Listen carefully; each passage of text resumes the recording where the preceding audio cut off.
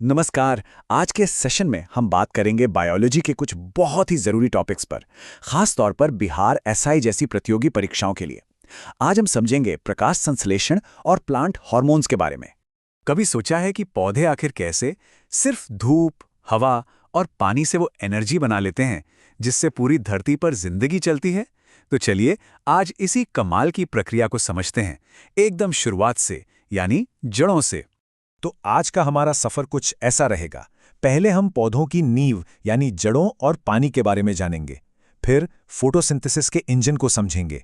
उसके बाद बात होगी पौधों के केमिकल मैसेंजर्स यानी हार्मोन्स की, और देखेंगे कि ये फल पकाने में कैसे काम आते हैं। आखिर में कुछ जरूरी सवाल भी देखेंगे जो एग्जाम में आ सकते हैं। तो शुरू करते हैं पहले हिस्से से, पौधों की नींव, जड़ें और पानी। आखिर कैसे पौधे जमीन में टिके रहते हैं और पानी कैसे पीते हैं? अच्छा, तो पौधों की जड़ें भी अलग अलग तरह की होती हैं। मेनली 3 टाइप की हैं।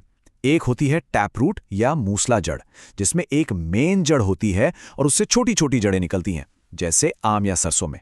दूसरी है फाइब्रस रूट या रेशेदार जड़। इसमें कोई एक मेन जड़ नहीं होती, बल्कि गुच्छे जैसी बहुत सारी जड़ें होती हैं, जैसे गेहूं और मक्के में। और तीसरी है एडवेंटेशियस रूट या अपस्थानिक जड़। ये थोड़ी अलग हैं। ये पौधे के किसी और हिस्से से निकलती हैं, जैसे बरगद के पेड़ में आपने लटकती हुई जड़ें देखी होंगी। इन तीनों में क्या फर्क है, ये याद रखना एग्जाम के लिए बहुत जरूरी है। और एक मजेदार बात यह है कि जो बड़ी बड़ी जड़ें हमें दिखती हैं, उनका काम तो पौधे को सहारा देना है। पानी सोखने का असली काम तो होता है इन जड़ों पर मौजूद छोटे छोटे बारीक रेशों से, जिन्हें हम रूट हेयर्स या मूल रोम कहते हैं।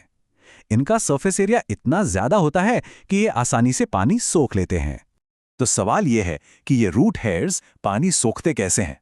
यहां काम आता है विज्ञान का एक बेसिक प्रिंसिपल, ऑस्मोसिस यानी परासरण। इसमें होता यह है कि पानी जहां उसकी मात्रा ज्यादा होती है, यानी मिट्टी में, वहां से कम मात्रा वाली जगह यानी जड़ के अंदर एक पतली झिल्ली के आर पार चला जाता है। बस इसी प्रोसेस से पौधे पानी पीते हैं। ठीक है, तो पौधे ने पानी तो पी लिया। अब इस पानी का होता क्या है?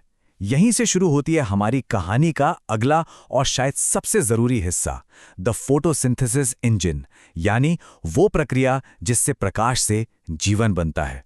देखिए, ये है वो जादुई केमिकल इक्वेशन। ये बहुत सिंपल है। पौधे हवा से लेते हैं कार्बन डाइऑक्साइड, जड़ों से लेते हैं पानी, और फिर सूरज की रोशनी की मदद से इन दोनों को मिलाकर बना देते हैं ग्लूकोज। ये ग्लूकोज ही पौधे का खाना है, उसकी एनर्जी है। और इस पूरी प्रोसेस में एक बाय प्रोडक्ट भी निकलता है, ऑक्सीजन। जी हां, वही ऑक्सीजन जिससे हम सांस लेते हैं। पर यह जो पूरी प्रक्रिया है ना, ये एक झटके में नहीं होती। इसके 2 मेन स्टेप्स हैं। पहला है लाइट रिएक्शन या प्रकाश रासायनिक अभिक्रिया। ये क्लोरोप्लास्ट के ग्राना में होती है, और जैसा नाम से ही पता चल रहा है, इसके लिए रोशनी जरूरी है। इसमें पानी टूटता है, ऑक्सीजन निकलती है और एनर्जी पैकेट्स बनते हैं। दूसरा स्टेप है डार्क रिएक्शन। इसे केल्विन बेंसन साइकिल भी कहते हैं। अब डार्क का मतलब ये नहीं कि ये अंधेरे में होती है, बस इसके लिए सीधे सीधे रोशनी की जरूरत नहीं होती। इसमें लाइट रिएक्शन से बनी एनर्जी का इस्तेमाल करके कार्बन डाइऑक्साइड से शुगर यानी ग्लूकोज बनाया जाता है। तो पौधे ने खाना बना लिया, बहुत बढ़िया। लेकिन पौधा कब बढ़ेगा, कब उसमें फूल आएंगे, कब पत्तियां गिरेंगी, ये सब कौन कंट्रोल करता है? यहाँ आते हैं पौधों के केमिकल मैसेंजर्स यानी प्लांट हार्मोन्स। ये पौधों के विकास को रेगुलेट करते हैं।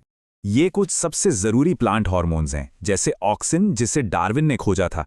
ये पौधे की ग्रोथ को कंट्रोल करता है। फिर है जिब्रेलिन, ये फूलों को खिलने में, तने को लंबा करने में मदद करता है।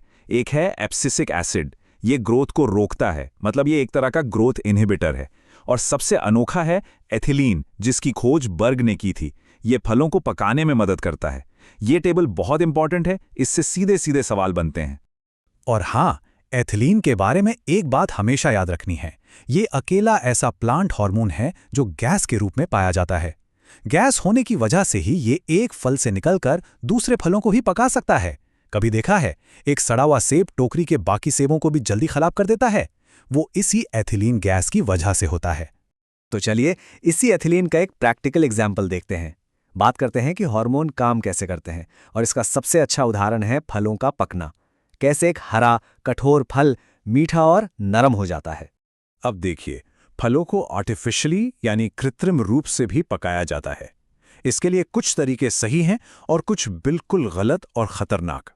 एथिलीन गैस का इस्तेमाल FSSAI ने भी मंजूरी दी है, अगर उसे 100 ppm तक की लिमिट में इस्तेमाल किया जाए। ये सेफ है। लेकिन एक दूसरा केमिकल है कैल्शियम कार्बाइड, जिसे आम भाषा में मसाला भी कहते हैं। ये पूरी तरह से बैन है। क्यों? क्योंकि इससे एसिटिलीन नाम की जहरीली गैस निकलती है और इसमें आर्सेनिक जैसा खतरनाक तत्व भी हो सकता है, जिससे कैंसर का खतरा होता है। तो ये फर्क जानना बहुत जरूरी है। चलिए, अब तक जो भी हमने पढ़ा उसे टेस्ट करने का टाइम है। देखते हैं कि एग्जाम में सवाल कैसे आते हैं। सवाल बहुत सीधा है। ग्लूकोज का रासायनिक सूत्र क्या है? ऑप्शंस हैं C6H12O6, H2O, CO2 या CH4। याद कीजिए, अभी हमने फोटोसिंथेसिस की इक्वेशन देखी थी। और सही जवाब है ऑप्शन ए, C6H12O6। ये ग्लूकोज का फॉर्मूला है, जिसमें कार्बन के 6, हाइड्रोजन के 12 और ऑक्सीजन के 6 एटम होते हैं। तो आज की चर्चा के मुख्य बिंदु क्या रहे? पहला, जड़ें पौधे को सहारा देती हैं और ऑस्मोसिस से पानी सोखती हैं। दूसरा, फोटोसिंथेसिस में लाइट, पानी और CO2 का इस्तेमाल करके ग्लूकोज और ऑक्सीजन बनती है। तीसरा, ऑक्सिन, जिब्रेलिन और एथिलीन जैसे हार्मोन पौधे की ग्रोथ को कंट्रोल करते हैं। और चौथा, फलों को पकाने के लिए मुख्य रूप से एथिलीन हार्मोन जिम्मेदार है। एक छोटी सी कोशिका से लेकर बड़े बड़े जंगलों तक पौधे वाकई में केमिस्ट्री के मास्टर हैं। इन प्रक्रियाओं को समझना सिर्फ एग्जाम में नंबर लाने के लिए नहीं है, बल्कि ये हमें हमारे चारों ओर की दुनिया की जटिलता और खूबसूरती को भी दिखाता है। सोचिए, पौधा अगला कौन सा रहस्य हमारे सामने खोलेंगे?